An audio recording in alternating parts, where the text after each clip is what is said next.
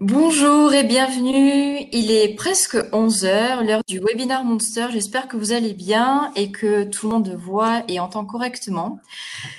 Aujourd'hui, j'ai le plaisir de recevoir deux experts. C'est Marie-Blanche Tierstonier de PwC et Bonjour à tous. Odile d'Expectra. Enchanté. Bonjour à tous les deux et merci d'avoir accepté notre invitation.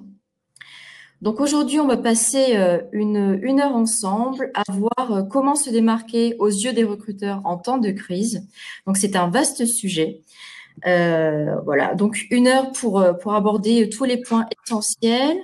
On consacrera comme d'habitude environ 35 minutes à la présentation et le reste du temps à répondre à toutes vos questions-réponses, enfin vos questions surtout. Donc n'hésitez pas à interagir sur le chat et on se fera un plaisir d'y revenir à la fin de la présentation. Donc, avant de rentrer dans le vif du sujet, je vous propose qu'on fasse un tour de table pour qu'on se présente rapidement.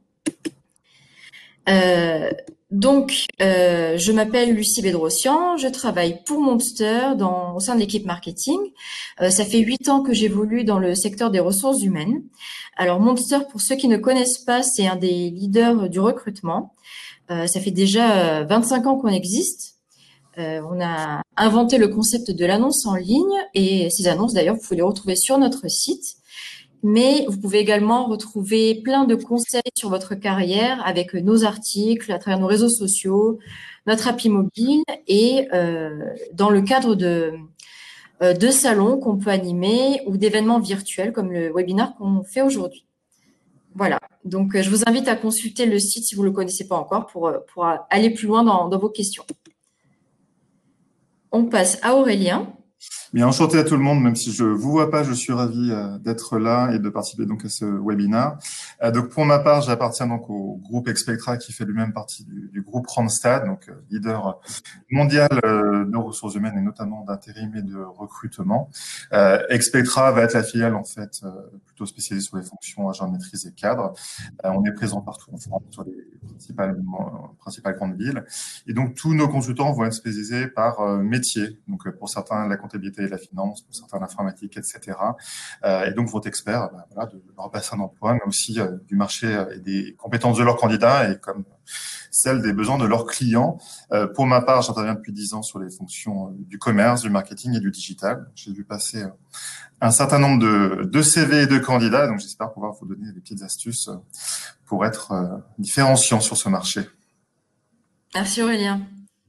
Bonjour à tous, également ravie d'être parmi vous ce matin et merci à Lucie pour son accueil. Je suis responsable recrutement chez PwC. PwC, c'est un cabinet de conseil et d'audit. On intervient dans tout type de secteur d'activité. Pour ma part, je travaille pour la France, mais nous sommes présents au niveau mondial. Et auparavant, j'ai travaillé donc également comme Aurélien en cabinet de recrutement. Donc, je serais ravie de pouvoir vous donner quelques conseils ce matin. Merci à tous les deux. Donc, pour remettre un petit peu de contexte à pourquoi ce choix de thématique, vous le savez, à moins de vivre sur la planète Mars, depuis plus de 6 mois maintenant, on traverse vraiment une crise inédite, que ce soit sur le plan sanitaire, économique, etc. Donc, on le sait, c'est très compliqué en termes d'emploi, notamment pour certains secteurs. C'est très compliqué pour certains types de populations, notamment les jeunes diplômés, notamment les seniors. Mais malgré tout, il y a du positif à prendre en compte et on voulait, à travers ce webinaire, vous donner les clés pour vous aider dans votre recherche d'emploi, que vous soyez au chômage, chômage partiel ou en reconversion. Donc voilà, vous présenter un petit peu les tendances émergentes, puis surtout revenir, et c'est l'objet de notre première partie, sur tous les basiques de la recherche d'emploi efficace. Puis on se rend compte bien souvent que les choses assez simples comme le CV ne sont pas suffisamment maîtrisées, puis ce sont même des éléments qui peuvent être compliqués et un peu rédhibitoires. Donc on reviendra en première partie sur tout cet aspect, les fondamentaux, et puis la deuxième partie, c'est les astuces qu'on peut vous donner pour réussir votre entretien. Donc je laisse la parole à Aurélien qui va revenir sur un point essentiel, c'est le CV.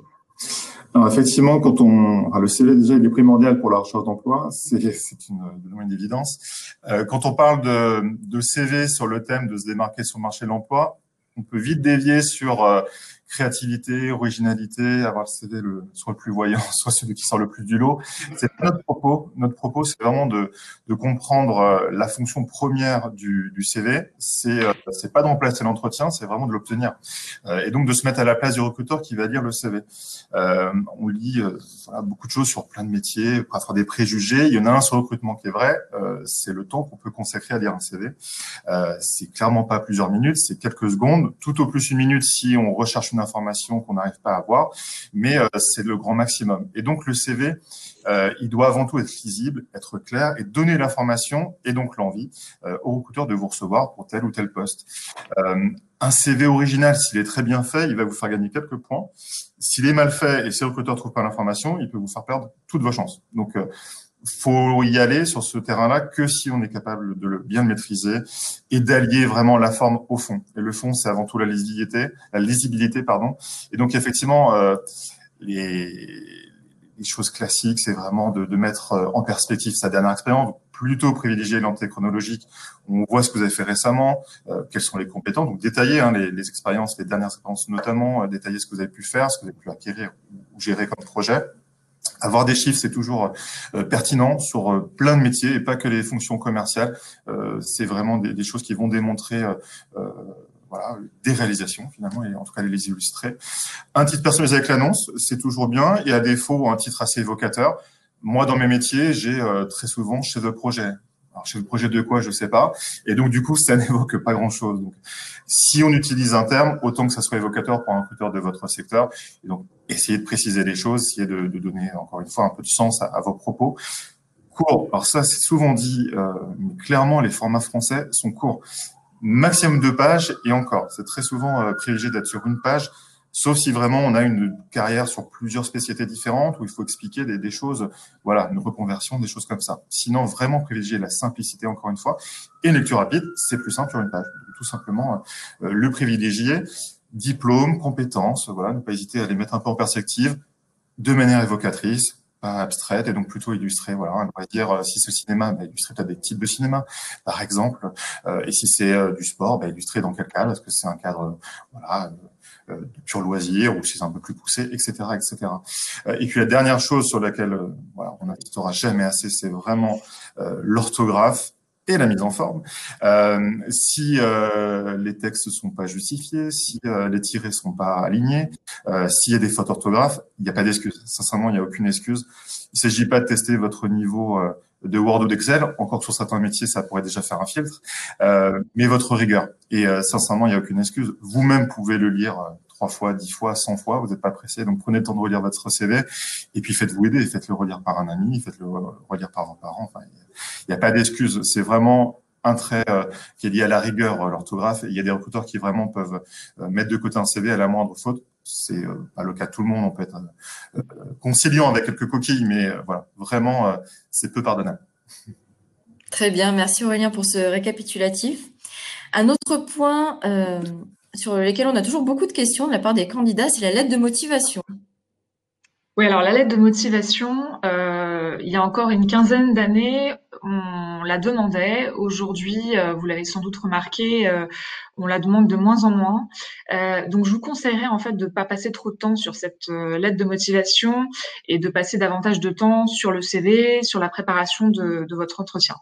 Néanmoins, je sais que sur certains sites carrières ou sur certaines offres d'emploi, on la demande, il faut charger un document. Donc, je vous conseillerais de juste mettre quelques lignes d'accompagnement à votre CV. Assez sobre. N'essayez pas de vous vendre et d'expliquer à quel point voilà, vous avez toutes les qualités les plus merveilleuses du monde pour répondre aux attentes du recruteur sur le poste recherché. Donc faites quelque chose de sobre, quelque chose de voilà d'assez simple. Et par contre, si vous faites des candidatures spontanées, vous pouvez tout à fait faire un petit mail d'accompagnement, voilà, en joignant votre candidature. Voilà, quelques lignes vraiment suffiront en expliquant que voilà, vous êtes intéressé par le poste. Et si vous voulez être un petit peu plus percutant, vous pouvez aussi solliciter un rendez-vous téléphonique ou un rendez-vous physique voilà, quand vous écrivez à la personne, par exemple, qui vous a été recommandée par votre réseau. Donc voilà, aujourd'hui, soyez rassurés et je pense que Aurélien partage aussi mon avis. La lettre de motivation n'est pas du tout indispensable. Donc encore une fois, ne passez pas trop de temps dessus et concentrez-vous sur votre CV et sur la préparation de votre entretien. Très bien. Donc, on comprend que pour le CV comme pour l'email d'accompagnement, c'est simplicité, rigueur, efficacité. Exactement. Très bien. L'irréputation. Aurélien, on ne vous entend plus? Pardon. Effectivement, les réputations, l'idée, c'est de comprendre, encore une fois, comment, toujours pareil, l'empathie, se mettre un peu à la place de comment fonctionnent les choses. Le marché de l'emploi, on le sait, c'est beaucoup de réseaux. Un collègue a pu vous coopter sur une expérience, un ancien concurrent a pu voir que vous étiez bon et vous a recruté. Tout ça, c'est le réseau. Et donc, aujourd'hui, on a un moyen formidable de le développer, c'est vraiment le digital. Et donc, toute la sphère Internet, les job boards, donc être présent sur Monster, sur l'APEC, etc., être présent sur le maximum de job boards, être présent sur les réseaux sociaux professionnels, LinkedIn, Viadeo notamment. En tous les cas, essayer vraiment de développer au maximum sa visibilité. E-réputation, LinkedIn est un bon moyen aujourd'hui de partager des choses voilà, que peuvent faire vos confrères, les activités de votre marché. Voilà, vous pourrez vous rendre visible, même si vous n'êtes pas en charge d'emploi, c'est des graines semées pour plus tard. Et un futur employeur, quelques années après, à force de voir vos activités, pourra penser à vous voilà, de manière un peu automatique entre guillemets. Donc LinkedIn, c'est vraiment un super outil et c'est une chose qu'on peut observer. On voit encore trop insuffisamment des non-cadres. Voilà, aujourd'hui, LinkedIn et Viadeo, c'est vraiment fait pour tout le monde. Et donc, je pense qu'il ne faut pas hésiter du tout à y être présent et voilà, à moindre frais en termes de temps, à investir un petit peu d'actualité dessus. Ça reste quelque chose de très visible. Donc, e-réputation, il y a le mot réputation dedans, il faut quand même faire attention. LinkedIn, c'est pas Facebook. Donc, on est un peu comme les repas de famille, la politique et la religion tant qu'à faire. Et en tous les cas, tout ce qui toucherait trop à la sphère privée, ça arrive quand même très souvent. Et ça, pour le coup, ça peut un petit peu ruiner votre image. C'est très dommage, puisque c'est évidemment pas le but de ces réseaux, qui est plutôt de vous vendre. Même chose sur la cohérence. Un recruteur qui est intéressé par votre profil va très souvent avoir le réflexe d'aller sur LinkedIn. Donc, s'il voit votre fiche qui est bien détaillée, bien développée, qui est en plus assez vivante, ça peut vraiment le rassurer sur vos compétences, sur votre capacité, voilà, à interagir. A contrario, évidemment, si l'expérience de 5 ans sur votre CV se transforme en 5 mois sur LinkedIn, ça risque de faire un petit peu échapper l'entretien. Donc, faites attention bien à la cohérence, évidemment, entre ces réseaux, entre cette visibilité. Mais jouer le jeu, ça vaut vraiment le coup et on peut voilà, développer vraiment et obtenir des belles opportunités grâce à cela. Très bien. Donc là, un petit récap de ce que vous venez d'évoquer. Voilà, se rendre, enfin, créer en tout cas son identité et puis être actif de façon pertinente. Donc là, on rentre sur la deuxième partie, c'est comment se démarquer, donc de façon positive évidemment, pendant l'entretien. On va aborder différents points, notamment les questions, c'est quelque chose qui revient souvent également, sur quelles sont les bonnes questions à poser, celles qui sont appréciées des recruteurs. Alors effectivement, on entend souvent quand on passe un entretien le fait qu'il faut préparer des questions. Alors attention à pas poser des questions pour poser des questions. Je vais vous donner quelques astuces pour arriver en fait à mettre le doigt sur les bonnes questions à poser lors de l'entretien.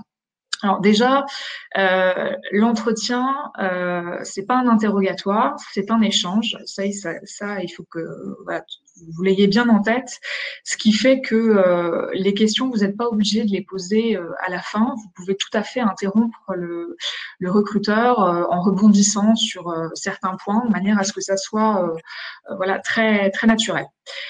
Pour trouver ces questions, il faut que vous fassiez un travail préparatoire en fait en amont de votre entretien. À ce titre-là, je vous conseille de ne pas fixer un entretien trop tôt. Si vous n'y êtes pas préparé, laissez-vous quelques jours. Et laissez-vous quelques jours pour vous documenter en fait sur l'entreprise. Donc, vous pouvez vous trouver pas mal d'informations sur le site voilà, institutionnel de l'entreprise qui va vous redonner les grands chiffres clés, voilà, s'ils sont présents à l'international ou pas, l'histoire, les enjeux, etc. Mais ça ne suffit pas. Ça ne suffit pas et il faut que vous alliez chercher de l'information ailleurs.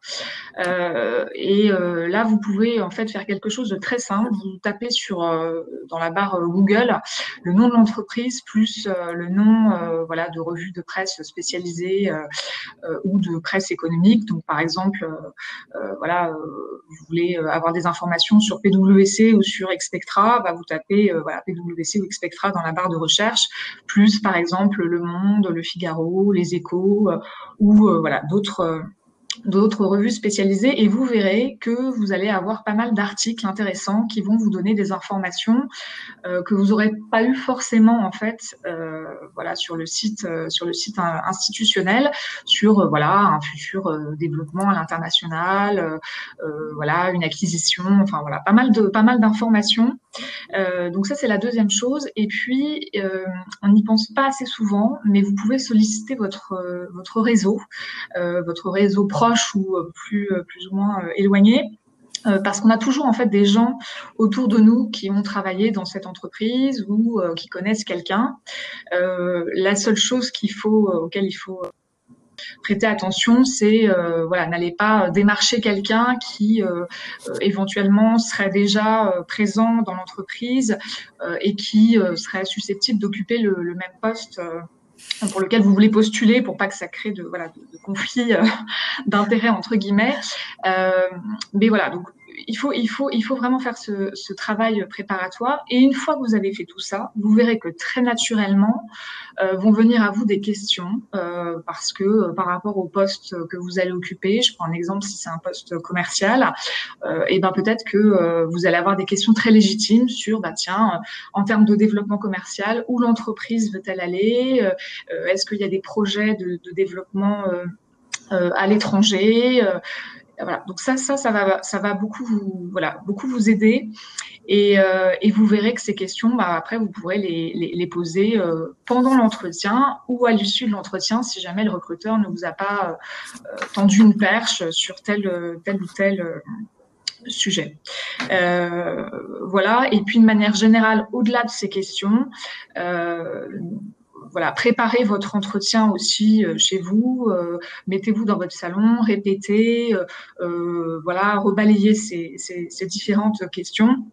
Et pour finir, ne posez pas des questions pour poser des questions. Si vraiment, voilà, par malchance, vous n'aviez pas de questions à poser, il vaut mieux pas en poser que de poser des questions type, effectivement, combien j'ai de jours de RTT ou est-ce que je vais avoir des tickets restaurants, parce que c'est pas à propos au moment de l'entretien. C'est des questions que vous poserez si jamais on vous fait une offre, parce qu'effectivement, oui, c'est important, ça fait partie du package de rémunération.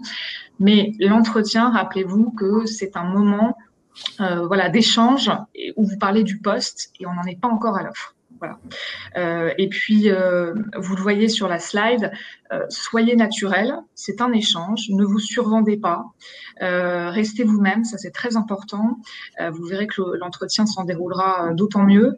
Et puis, ne mentez pas sur vos compétences et sur vos expériences, ça ne sert à rien. Vous le savez, le monde est petit. Et acceptez aussi, voilà, si vous avez quelques trous dans votre CV, voilà, expliquez-le naturellement et ça passera très bien. Oui, tout à fait. On reviendra peut-être pendant les questions-réponses sur peut-être si vous êtes dans cette situation, un trou dans le CV. Voilà.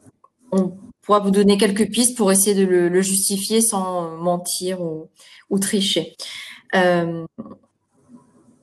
Donc, on l'a vu, donc on traverse une période vraiment spéciale suite au Covid, au confinement, etc.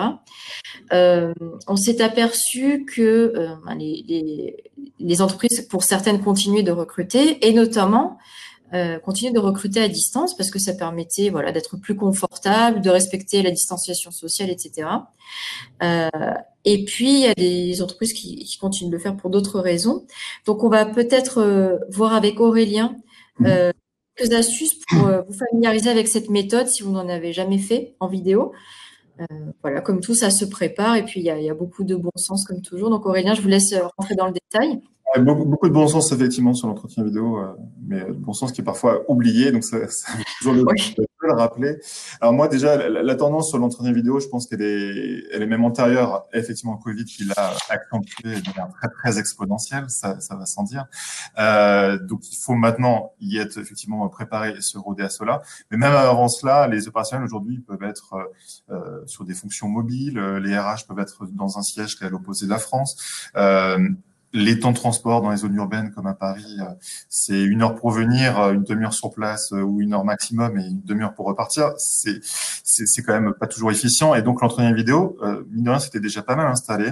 Moi l'an dernier, je pense avoir fait plus d'entretiens vidéo que d'entretiens physiques. Donc c'est vraiment devenu quelque chose qui doit être dans les mœurs. Et la première des choses, je pense, à bien comprendre, c'est que c'est pas un demi-entretien. C'est pas un entretien téléphonique, c'est pas de la prévalidation, c'est un entretien. On a la communication verbale et non verbale. Et donc, voilà, parfois, quand un entretien se passe mal, le candidat va laisser supposer ou va dire qu'il pensait que c'était juste un premier filtre. Mais non, ça doit remplacer l'entretien. Et donc, on doit y apporter le même degré de préparation. Et de manière très basique, ça suppose d'être effectivement dans un endroit professionnel ou en tous les cas qui peut s'y prêter. Donc, plutôt un mur blanc derrière, en tout cas un mur uni derrière, mettre une chemise et une veste, en tous les cas, avoir une tenue professionnelle. On n'est pas en t-shirt parce qu'on est à la maison. Ça n'excuse en rien. C'est un entretien d'embauche et donc on fait l'effort, entre guillemets, de bien s'habiller, de bien se préparer. On fait attention aux petits problèmes technologiques de dernière minute. Donc on teste sa connexion, on prépare les crayons, les papiers. On évite comme ça de se lever en plein milieu de l'entretien pour aller chercher quelque chose. On fait attention, autant que faire se peut, c'est du vécu. Les chiens, les chats qui passent sur le clavier, ça peut détendre l'atmosphère de l'entretien, mais c'est pas le but. Et vécu aussi, on évite les colocataires qui servent dans le frigo derrière, tant qu'à faire. Donc on essaye vraiment de maîtriser son environnement. Vous parlez d'expérience. Exactement, l'expérience vécue. Donc on essaye de maîtriser autant que faire se peut. Évidemment, on sait qu'on est dans un cadre qui est le chez-soi et donc on pardonnera plein de petites choses. Mais encore une fois, tout est question de bonne volonté entre guillemets. On peut pardonner l'imprévu, pas le reste. Et donc il faut vraiment se mettre dans un cadre d'entretien. Même psychologiquement, je pense que si on est ne serait-ce qu'un peu habillé pour un entretien, ben, on est dans une posture beaucoup plus professionnelle que si on a des tongs aux pieds. Exactement. Merci Aurélien. Donc pendant l'entretien, évidemment, bon, on l'a dit tout à l'heure, c'est un échange, mais un échange qui vise quand même à vérifier l'adéquation entre le déclaratif sur le CV et puis ce que la personne dégage. On peut être préparé, on doit se préparer en tout cas à être testé sur certains aspects, notamment les hard skills et les soft skills. Oui, alors les hard skills et les soft skills, peut-être vous redonner une petite définition, voilà, pour mettre un petit peu les choses à plat. Donc les hard skills, c'est vraiment votre formation académique et votre parcours en fait professionnel. Et puis les soft skills, ça va être voilà comment dire, des talents naturels. Par exemple, si vous avez beaucoup de leadership, bon, le leadership, effectivement, ça se travaille, mais c'est quand même quelque chose qui est très inné, qui est propre à chacun. De la même façon que quelqu'un qui a des capacités d'expression, qui est un très bon orateur. Bon, oui, ça se travaille aussi, mais c'est plutôt des prédispositions voilà, naturelles. Donc ça, c'est ce qu'on appelle des soft skills. Les hard skills, effectivement, ça va être ce que vous voyez dans la slide, le dernier petit point qui est expliciter ses réalisations. Donc ça va être l'entretien. On va vous demander de parler de vous. Alors, c'est un juste équilibre parce qu'il faut que vous arriviez à être concis, synthétique, structuré et en même temps, vous soyez aussi capable d'emmener le recruteur, voilà, l'aider en fait à se projeter dans vos postes. Donc, donner un peu de contexte. donner des exemples chiffrés. Donc, je vous prends un exemple assez basique, mais voilà, vous avez travaillé dans un département, dans une entreprise. De combien de personnes voilà, était composé le département, vous reportiez à qui, est-ce que vous aviez du management ou pas de management, quel était votre rôle, quelles étaient vos missions, et puis donner quelques exemples éventuellement de projets sur lesquels vous avez pu travailler, et puis éventuellement quelques chiffres si voilà, vous étiez attendu sur des résultats en particulier. Donc ça, c'est effectivement parler de vos réalisations, raconter en fait une histoire au recruteur.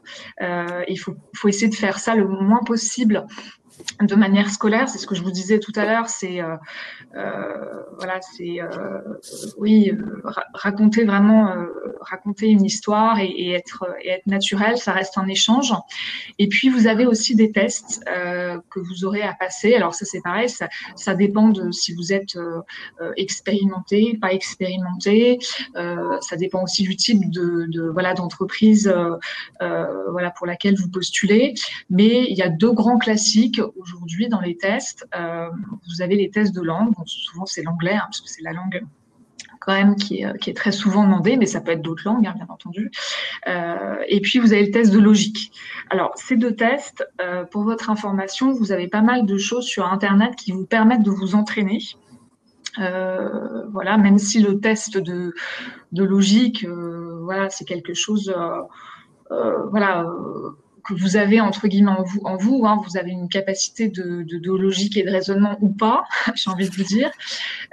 Et puis pour le test de langue, vous avez souvent une partie très majoritairement sur la partie grammaticale et puis en ligne aussi parfois on vous demande de vous exprimer. Alors ça peut être aussi lors de l'entretien, le recruteur qui vous teste en anglais, il vous dit bah voilà on va basculer en anglais, voilà, parlez-moi de quelque chose.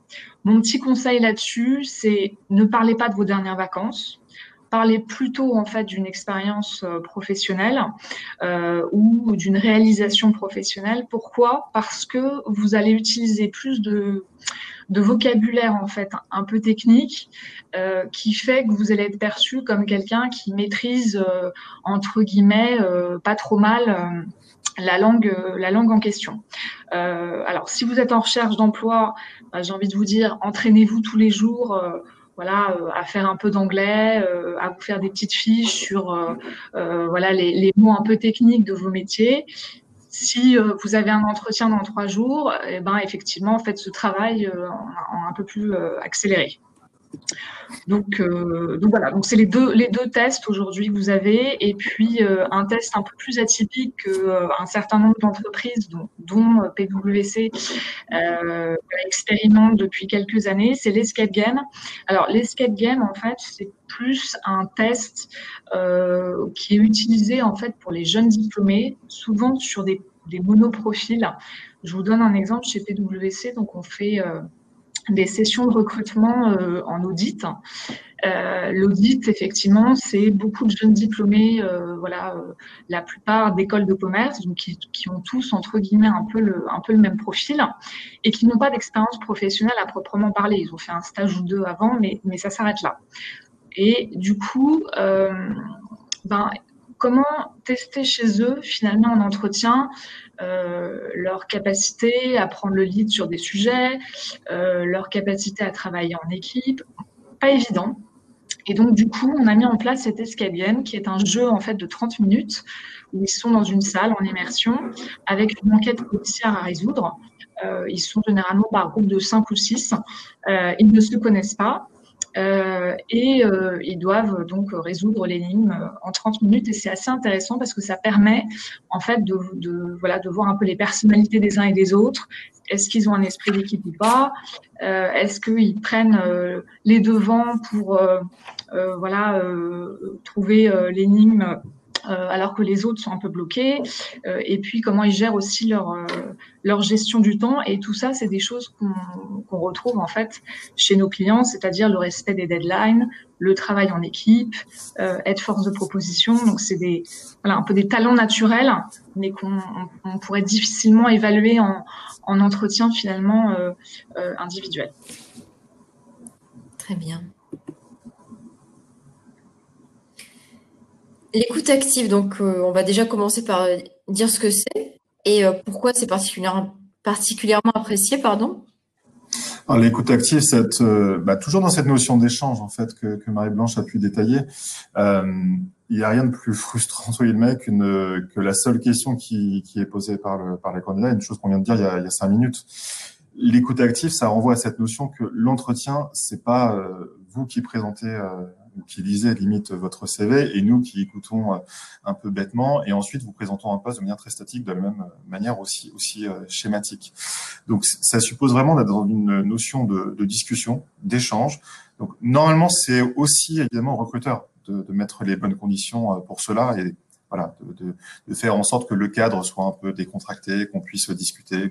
Voilà. S'il vous interrompt à un moment donné et rapidement, c'est qu'il est déjà dans cette notion d'échange. Donc voilà, quittez peut-être le mode automatique et essayez d'interagir, sentez toute la communication non verbale, des mouvements voilà de regard, des choses comme ça vont peut-être vous montrer que le recruteur a envie de plus de détails sur ça et finalement des choses où vous voyez qu'il ne note plus. À contrario, essayez peut-être d'accélérer les choses. Parfois, on essaie d'envoyer des signaux et on veut pas stresser le candidat. Et donc, si on lui dit ça ne m'intéresse pas, évidemment, ça peut être très stressant, surtout si c'est très bien préparé sur ça. Mais s'il ne note plus ou si il perd un petit peu justement le côté très entreprenant dans la communication non verbale, c'est peut-être parce que cette partie-là m'intéresse moins pour ce qu'il a vous proposé. Et donc, il faut être capable de switcher sur un mode un peu plus court, voilà, sur cette partie-là. Et sans entre guillemets, se développer un stress outre mesure. C'est juste que c'est une partie qui l'intéresse moins à l'instant T. Je lisais un petit peu le chat, il y a beaucoup de choses qui sont renvoyées vers la notion de stress. Comme l'écoute active, en fait, le secret, c'est d'être naturel. Et ça paraît très simple de le dire, mais si on est stressé, on ne l'est pas.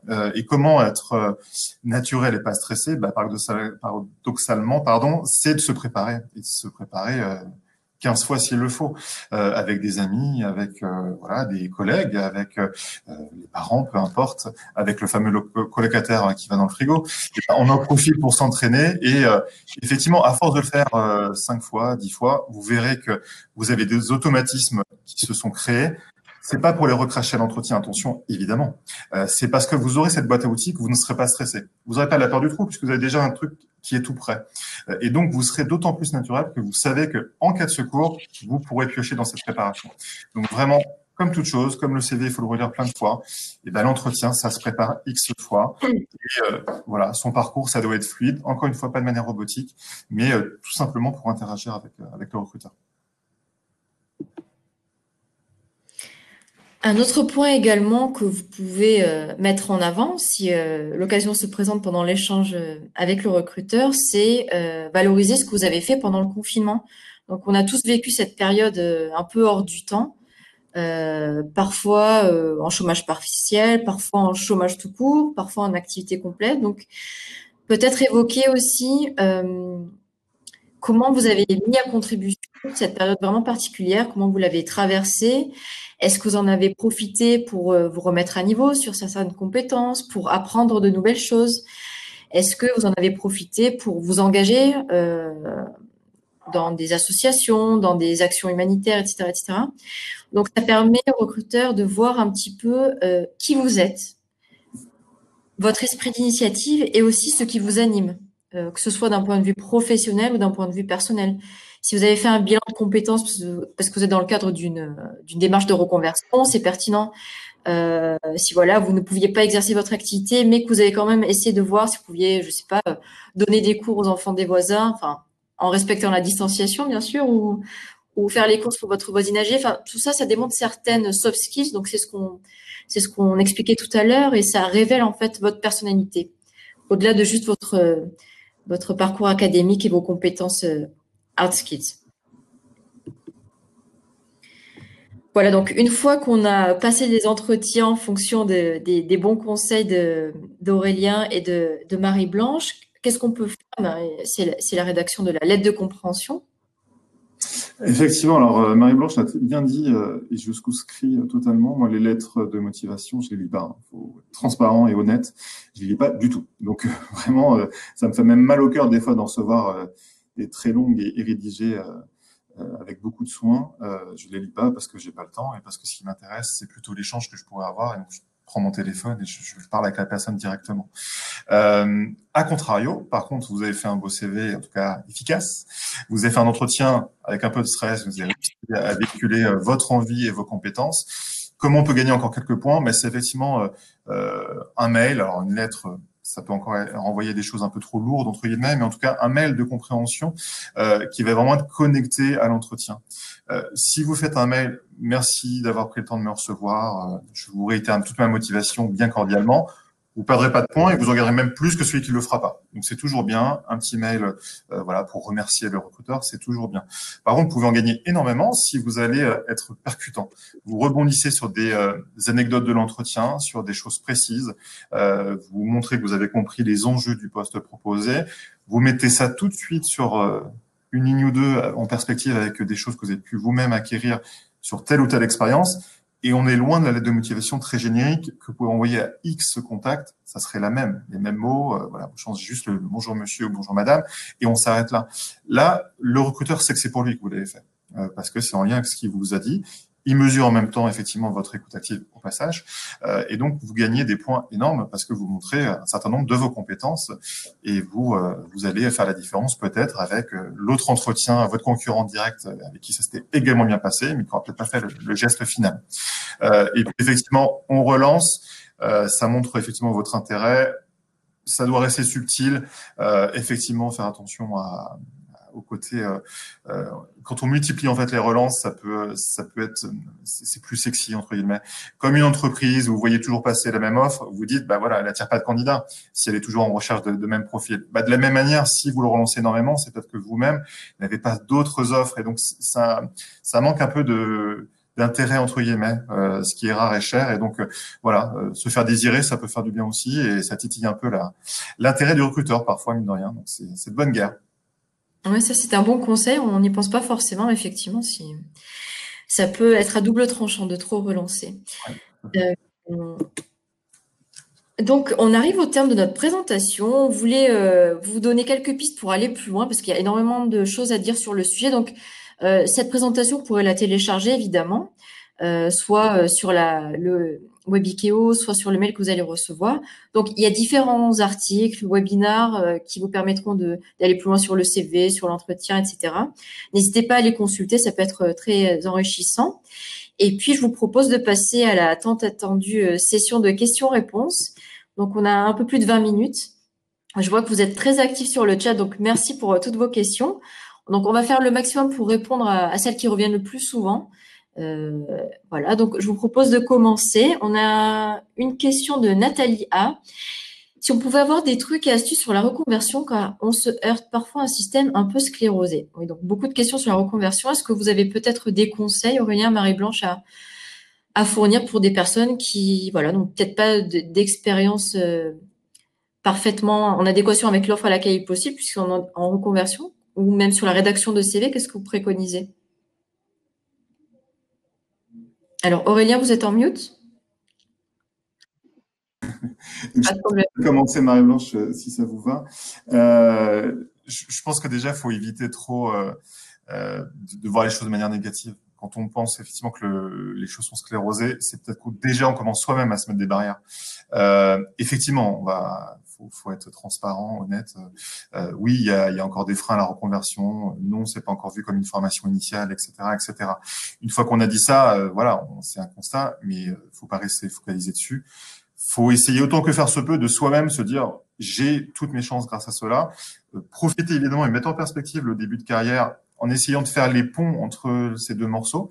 C'est toujours pareil, hein, curriculum vitae, chemin de vie. On essaie de faire comprendre le chemin qui nous a mené à cette reconversion et ça doit rester une posture positive, vraiment. Très souvent, parce qu'on essuie un échec, deux échecs, parce qu'on perd quelques mois de recherche d'emploi, effectivement, on commence à voir les choses négativement. Et plus c'est le cas, et plus effectivement, on devient moins vendeur entre guillemets de ses compétences. Et c'est un cercle vicieux qui peut être vraiment ravageur. Donc, oui, il y aura des difficultés parce que le marché français, effectivement, est pas aussi ouvert que le marché anglo-saxon. on l'a dit, on le sait, mais n'empêche que ça change beaucoup et qu'aujourd'hui, si on commence à voir les choses positives et de manière très fière, vous verrez, vous l'assumerez plus facilement et les recruteurs le sentiront aussi, mine de rien. Oui, très bien. Moi, j'ajouterais juste une chose si vous êtes en situation de reconversion, ne restez pas seul. Voilà, faites-vous entourer. Aujourd'hui, il y a pas mal d'associations ou de groupes qui se forment sur LinkedIn et autres, sur les divers réseaux. Là-dessus, de gens effectivement qui ont fait des reconversions professionnelles et qui y sont arrivés. Et ça, c'est un formidable message entre guillemets d'espoir. Donc voilà, si vous allez vous promener un petit peu sur la toile, vous verrez qu'il y a pas mal de choses sur le sujet. Et puis rencontrer du monde en fonction du métier ou du secteur d'activité dans lequel vous voulez vous projeter. Voilà, prenez contact avec des gens. Alors bien sûr, oui, vous aurez des gens qui vous répondront jamais ou qui vous enverront balader, mais vous aurez toujours dans l'eau, je pense, une personne ou deux qui prendra le temps de vous écouter et de vous donner des conseils. Et c'est un peu comme une recherche d'emploi, c'est assez mathématique. En fait, plus vous rencontrez de gens, plus vous sollicitez de gens, pardon, plus vous allez en rencontrer et plus vous allez multiplier les échanges. Et ça peut aussi vous aider à le fait d'échanger avec les gens, à orienter aussi votre reconversion. Parfois, on part avec une idée très précise en tête et puis on s'aperçoit au fil des échanges, au fil des rencontres que finalement, c'est pas exactement dans cette direction-là qu'on veut aller. Donc voilà, le mot d'ordre, ne restez pas seul et soyez très proactif de votre reconversion professionnelle. Ouais. On a beaucoup de questions également sur les profils avec une longue expérience, notamment la longueur du CV. Donc, est-ce qu'on peut aller jusqu'à 2 pages ou est-ce que c'est vraiment rédhibitoire et qu'il faut tout caler en une page? Qu'est-ce que vous recommandez?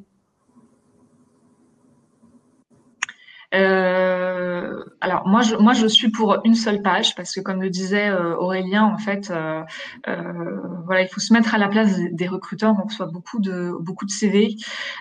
Donc quand vous avez fait par exemple 20 ans dans la même entreprise avec différents postes, eh bien vous mettez voilà vraiment une ligne et vous mettez peut-être les trois principaux poste et puis voilà une ligne sous chaque poste de manière à laisser un peu de place sur la page pour les autres expériences que vous avez eues avant ou après et puis pour laisser toujours la place pour la traditionnelle partie sur la formation et sur les langues et sur les centres d'intérêt. Ouais. On a une question intéressante de Abderrahim aussi une remarque plutôt, un CV original n'est pas lu par les ATS. Donc les ATS, qu'est-ce que c'est? Ce sont les logiciels utilisés par les recruteurs. Donc ce sont des logiciels qui vont aider à faire le filtre dans les CV. Et effectivement, donc pour rebondir sur ce que disait Aurélien tout à l'heure, il faut penser aux recruteurs. Donc faciliter la lisibilité à l'être humain qu'est le recruteur, mais également au robot, donc à l'outil qu'utilise le recruteur.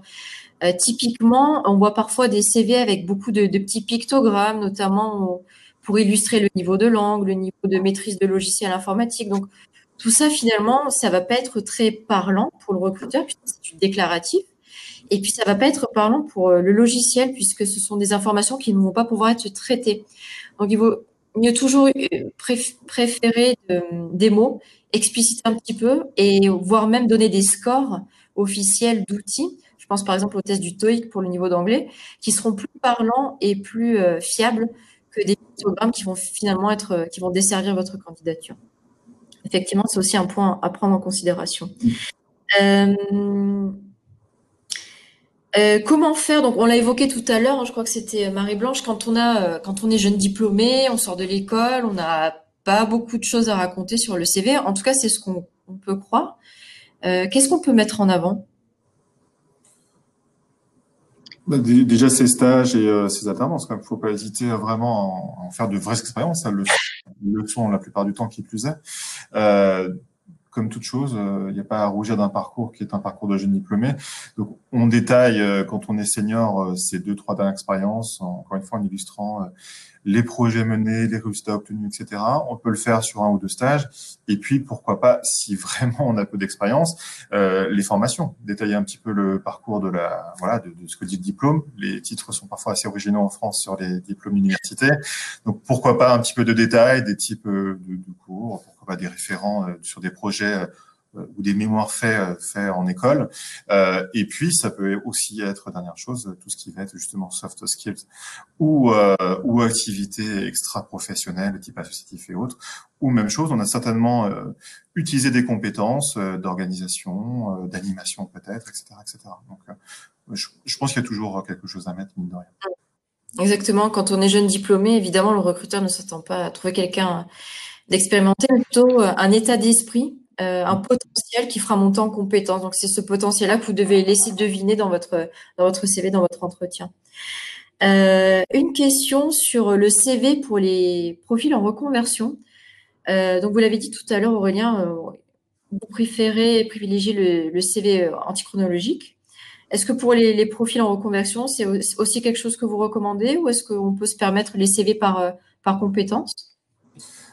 Alors, on peut se le permettre un peu plus, effectivement. Ça peut être aussi un peu un mixte des deux. On peut très bien imaginer 2 blocs séparés antéchronologiques avec chacune des 2 thématiques.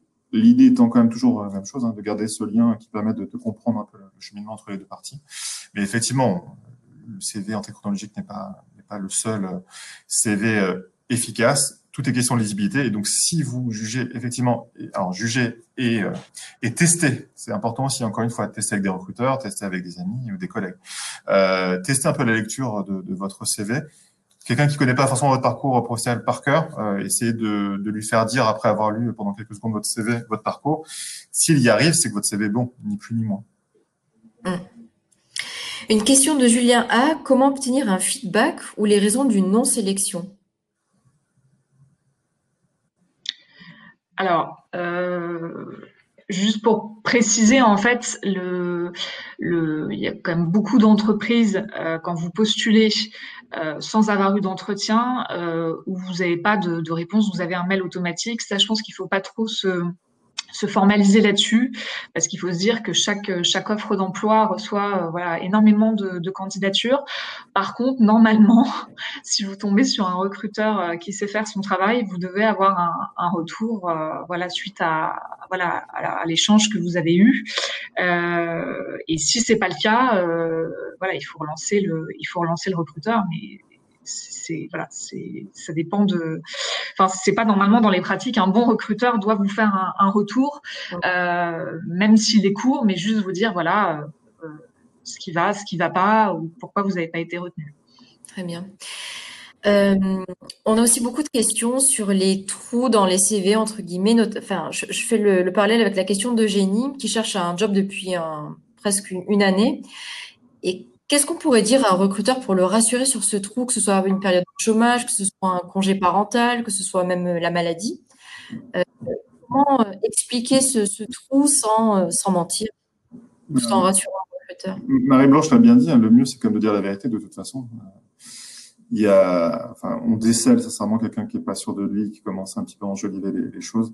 Ça décèle et ça va créer le doute. Et recruter, c'est quand même, mine de rien, essayer autant que faire se peut d'éliminer le doute. Comme pour un candidat qui veut rejoindre une bonne entreprise et qui a la moindre doute sur la culture ou sur la pérennité de l'entreprise, va pas y aller. Si on commence à être flou, on sait qu'on peut faire peur et donc vaut mieux dire la vérité. Alors c'est pas toujours facile. Faut éviter les choses trop classiques. Les bilans de compétences et autres. C'est très bien si c'est vrai et du coup faut l'illustrer, mais c'est souvent une excuse qui est toute faite par plein de candidats et du coup quand on le dit parfois on n'est pas crédible parce que avant vous 5 ont dit la même chose alors qu'ils ont juste fait un petit tour du monde ou que sais-je. Donc, si vous êtes un bel compétence, illustrez-le, citez peut-être l'exemple citez peut-être l'organisme, et il y a peut-être un peu de documentation, pourquoi pas. Enfin, voilà. Il faut gommer les doutes que ça peut créer. Après, on a le droit de prendre du temps. On sait que le marché de l'emploi est pas toujours facile et donc, toujours pareil, il faut assumer ces difficultés, essayer de se remettre en question, analysant un peu le pourquoi. Voilà, il peut y avoir X facteurs, mais une fois qu'on a un peu observé ça, peut-être qu'on peut se corriger en live et parler de cette faiblesse aussi avec le recruteur, qui peut, en tout cas, si les professionnels être compréhensif et comprendre. Et s'il comprend, il lève des doutes et il peut se permettre de recruter comme un jeune diplômé, on achète un potentiel. Quelqu'un qui a eu quelques difficultés sur le marché de l'emploi, et je pense qu'on en connaît tous à un moment donné dans sa carrière, donc faut être lucide avec ça. Voilà, il se dit j'achète le potentiel et à la rigueur, les autres le prennent pas, moi je vais l'avoir et c'est top. Donc, rassurer le recruteur en lui disant la vérité sans forcément entrer dans tous les détails. Et puis, peut-être comment vous avez su rebondir, qu'est-ce que vous avez mis en œuvre pendant ce temps d'inactivité forcée. Voilà, on en revient aux formations, on en revient aux engagements personnels, professionnels. Donc, n'hésitez pas à développer là-dessus. Alors, une question de Christophe. De nos jours, en entretien, faut-il être une sorte de youtubeur extraverti pour se faire remarquer? Aurélien, ça vous a fait sourire. Oui, je l'avais lu, ça aussi. Effectivement, elle me fait sourire. Non, quand on dit d'être décontracté, c'est effectivement facile à dire pour quelqu'un qui a une tendance au stress ou qui n'est pas familier de cela. Encore une fois, juste l'entraînement, ça lève quand même un certain nombre de difficultés. Tous ne sont pas aussi bons en entretien, c'est pas très grave. On sait aussi que c'est un exercice qui est pas naturel. Donc un recruteur, s'il a un peu d'expérience, saura en partie faire le tri de la notion de stress et du reste. Il faut s'entraîner pour être un peu plus naturel. Il n'y a pas besoin d'extraverti. Il y a plein de métiers où ce serait pas du tout bien vu. Ça sert à rien d'en faire trop entre guillemets. Le naturel, c'est vraiment ce qui va le primer le plus. J'ai vu une question pendant que j'y pense rapidement. Est-ce qu'il faut prendre des notes en entretien? La réponse est oui, automatique et obligatoire. Je confirme. Ça paraît évident, mais c'est important de le rappeler. Merci Aurélien. Une question de Sandrine sur les soft skills. Comment les formaliser sur un CV? Alors, c'est vrai que traditionnellement, le CV, c'est le support des hard skills, donc toutes les compétences académiques. Après, c'est plus l'entretien qui va permettre de bifurquer, de creuser les soft skills. Mais c'est vrai qu'il y a des façons peut-être d'évoquer certaines soft skills. Par exemple, si vous mettez un petit sous-titre à l'intitulé de votre CV en détaillant quelques traits de personnalité forts que vous avez et qui sont vrais évidemment, ou peut-être en évoquant des centres d'intérêt un peu atypiques, un peu pertinents. Voilà, si c'est pour mettre voyage, cinéma, tout ça, ça va rien apprendre de vous, ça va pas vous démarquer dans le bon sens du terme. En revanche, si par exemple vous avez une pratique sportive que vous avez poussée à haut niveau, voire même à un niveau professionnel, surtout si vous êtes vous postulez dans des métiers qui demandent du leadership, de l'esprit d'équipe, le sens fédérer les gens, ça peut être quelque chose que vous pouvez mettre en parallèle et mettre en valeur. Donc, le CV, c'est plutôt hard skills, mais il y a des façons subtiles d'évoquer les soft skills. Et puis, voilà, vous pouvez l'évoquer, vous pouvez approfondir en entretien. Peut-être aussi, alors une question RQTH. Je ne sais pas, Marie-Blanche, si vous souhaitez prendre la question. C'est Isabelle, comment aborder ce sujet-là sans pour autant faire peur aux recruteurs? Alors déjà, sachez Isabelle que vous faites pas peur aux recruteurs. Aujourd'hui, il y a quand même beaucoup d'entreprises qui signent, des chartes, justement pour qu'on travaille sur justement une diversité des profils et sur le handicap. Donc le mieux en fait, alors vous pouvez le mettre en fait sur votre CV, hein, la mention RQTH, et tout simplement en parler lors de l'entretien. En disant que vous avez besoin d'un aménagement de travail ou d'autres aménagements. Mais il n'y a pas faut vraiment se déculpabiliser de cette notion de RQTH. Aujourd'hui, les entreprises sont très au fait de ça et donc tout naturellement en parler lors de l'entretien avec le recruteur. Petite parenthèse corporate, le groupe Randstad a créé un réseau, donc une marque de recrutement dédiée aux personnes RQTH, et donc pour leur proposer des solutions d'emploi, qui s'appelle Cliff, KLI2F, je crois. C'est une solution qui a été développée en fin d'année dernière, un réseau avec des consultants en recrutement comme chez Expectra, et qui vont vraiment avoir ces notions, qui vont être capables peut-être de vendre vos compétences de manière plus ciblée, etc., etc. Donc, je vous invite peut-être à vous renseigner sur le sujet. Exactement. Une question de Stéphane qui a été victime d'un licenciement abusif. Donc, il demande comment l'expliquer en entretien. Est-ce qu'il doit broder en disant licenciement économique ou pas? Qu'est-ce qu'on fait dans ces cas-là? Moi, je pense qu'il faut pas rentrer en fait dans le détail. C'est du ressort presque du juridique. Donc tout simplement, en fait, si c'est votre dernier poste et que vous êtes en recherche, expliquez que voilà, vous avez fait le choix de vous séparer de votre précédent employeur parce que vous étiez en divergence avec la stratégie ou voilà, vous n'étiez pas en phase avec ce qui vous était proposé en fait. Mais ne rentrez pas, je pense, dans les sujets de voilà, j'ai fait une rupture conventionnelle, je me suis séparée voilà, de manière un peu brutale avec mon ancien employeur. Ça fait plus peur. Et même si le recruteur le sent que ça s'est pas forcément bien passé, il y a mille raisons en fait pour que ça se soit mal passé. C'est pas toujours du fait voilà, du salarié.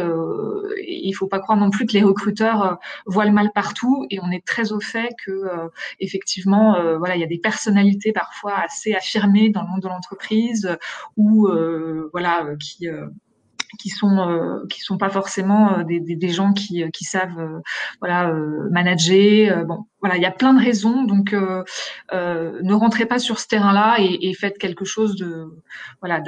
D'assez succinct en expliquant que voilà, vous vous êtes séparés parce que voilà, vous aviez des divergences avec la stratégie de l'entreprise, par exemple. Oui, ne Ouais. pas tomber dans le piège du dénigrement, même si vous avez une bonne raison. Voilà, ne jamais tomber dans ce piège-là parce que on peut dire, voilà, si le candidat dénigre son ancienne entreprise, peut-être que demain, ce sera la nôtre. Donc, Exactement. restez toujours pro. Et voilà, comme l'a dit Marie-Blanche, pas besoin de rentrer trop dans le détail. Une question de Guillaume concernant la négociation de sa rémunération. Comment négocier de façon efficace son pacte de rémunération au mieux? Mais il faut se renseigner au maximum sur les prix du marché, déjà, tout simplement, et savoir un peu voilà, sa valeur, entre guillemets. Il faut faire attention, je dirais, aux discours d'école, parfois, qui peuvent, parce que c'est aussi un argument, évidemment, pour les formations, on le sait. Attention à un discours convenu, voilà.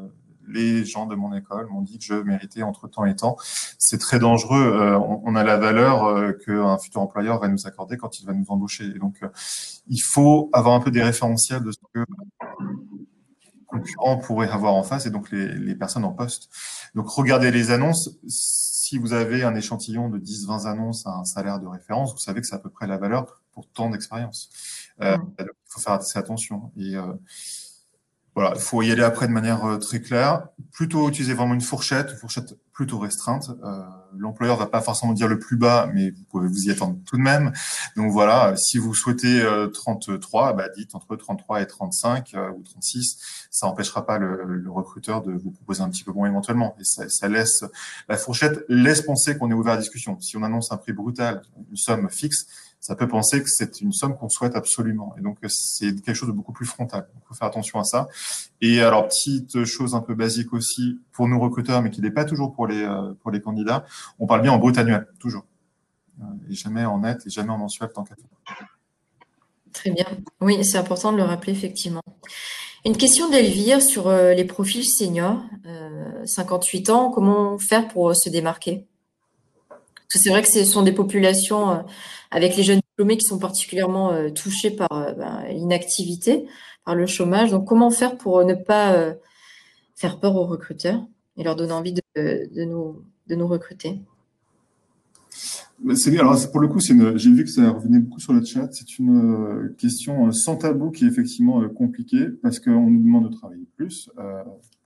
Sans rentrer dans la politique, justement. Je vais suivre mes propres conseils LinkedIn. Mais en tous les cas, on va devoir travailler plus longtemps. Et effectivement, le marché n'est pas pleinement préparé. Comme ça, il faut être honnête. Il y a beaucoup d'entreprises, ça commence à arriver, ça y est. Mais c'est pas encore pleinement opérationnel. Et donc, il y a effectivement des difficultés pour les seniors. Ça serait mentir que de dire l'inverse. Un peu, alors c'est encore des évidences, c'est plus facile à dire qu'à faire, ce que je vais dire, mais c'est aussi une question, comme toujours, de posture. Si on est sûr de soi, si on se dit cet entretien-là, je vais l'avoir ce job, j'ai un beau parcours, je sais ce que je veux, je sais ce que je peux proposer. C'est toute une énergie qui va avec, sincèrement. Si on arrive, et moi j'ai des personnes qui ont des accidents de vie souvent en entretien, qui essuient un échec, 2 échecs et qui arrivent, voilà, très déprimés.